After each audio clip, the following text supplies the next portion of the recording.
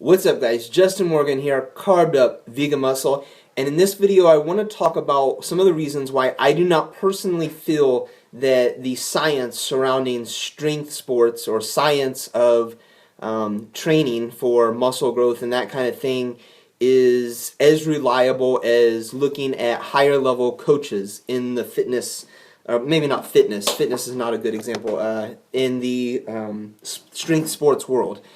And a couple of those reasons, number one, is that the studies and the research that we have is non-specific to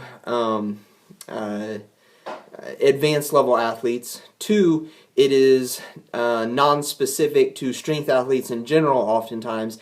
And three, because I think that coaches, or good coaches anyways, have more to offer than what we often give them credit for. So number one, why do I not feel that it's a very specific to higher level athletes? Well, one reason is because when we put together a study or a study is done on athletes, oftentimes the findings of the study is not applicable to higher level athletes, because when they put the study together they have to find control groups that fit into the scenarios and that they can look at, and they're not really going to have a large pool of high level athletes to pull from, just because there's not that many There's not that many high-level strength athletes around. So to getting large groups of them all to be in a controlled group would be really difficult.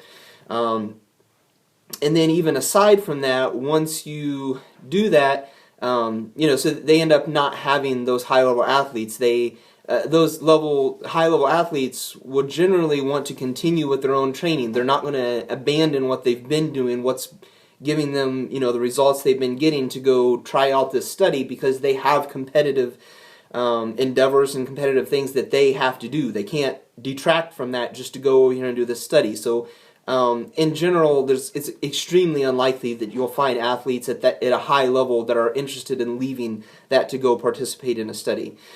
Now the other reason that I say that it's not always very applicable is because it's very difficult to get studies that are done specifically on strength athletes. So a lot of times when you see people quoting research or quoting things about the research says this, and you'll see some of these science Facebookers, I guess, or Google experts on the science, talking about strength-related things or things that are applying to a strength sports, they're generally pulling from non-specific things. So they're not quoting studies that were done on strength athletes.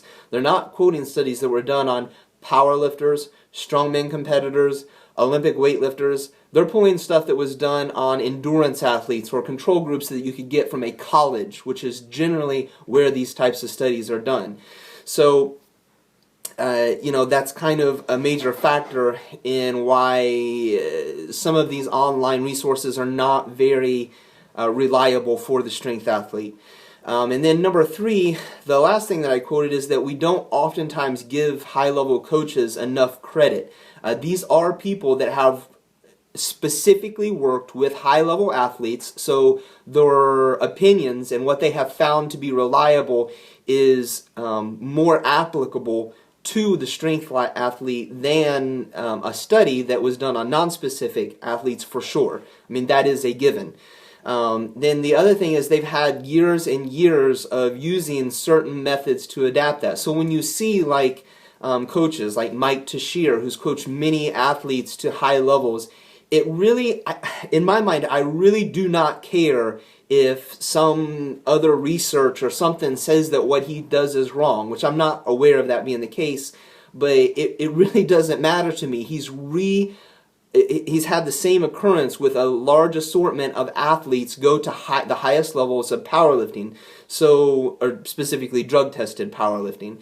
Now, if you're looking outside of drug-tested powerlifting, specifically in multiply gear, I would probably go to Louie Simmons. No other coach has produced as many champions for multiply powerlifting. Now, I'm not aware of anyone coming out of his gym that's done raw powerlifting, so he may not be the best candidate for that specific. But if you're talking about multiply powerlifting, there is no better resource worldwide than Louis Simmons. So I don't really care if the research does not stand behind his methods or not, because he's getting the results. So there's clearly something else there. Now, so I guess just to kind of sum it up, next time you're in an argument with somebody, or maybe not an argument, just avoid arguments with people on Facebook. They're really not going to go anywhere.